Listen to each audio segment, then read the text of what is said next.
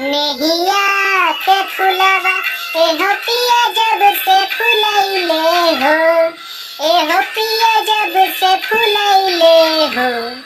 एहो पिया बगिया में आइल अब बाहर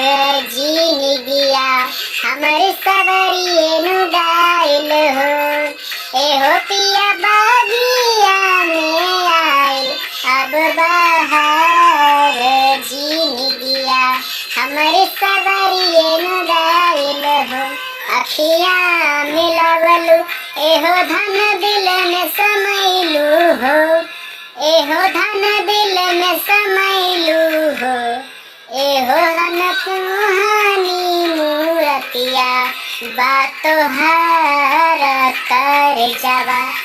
में उतरिए नु गैलू हो। कटे मिलनवा एहो पिया चहकेल मनवा हो,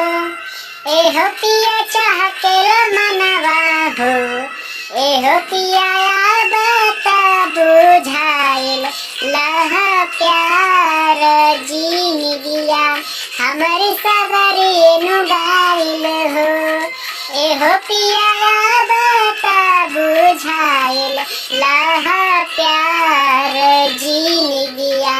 हमर सवरिए नु गाइल हो। रूप के खजनवा एहो धन जागे जैसे चनवा हो, एहो धन लागे जैसे चनवा हो, एहो धन बोले लूटा बाजे ला सितार जीर जवान।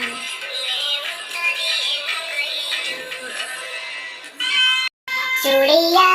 कंगनवा एहो पिया कहेला सजनवा हो, एहो पिया कहेला सजनवा हो, एहो पिया तू ही बड़ा सोरा हो सिंगार जीन दिया हमर सवरिए नु गाइल हो, एहो पिया तू ही बड़ा सोरा हो सिंगार जीन दिया हमर सवरिए नु गाइल हो। हंस के पता लगा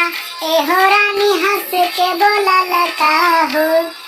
एहो रानी हंस के बोला लगा हो, एहो धनई है आदा तोहरो जान मार कर जवा में उतरिए नु गैलू हो।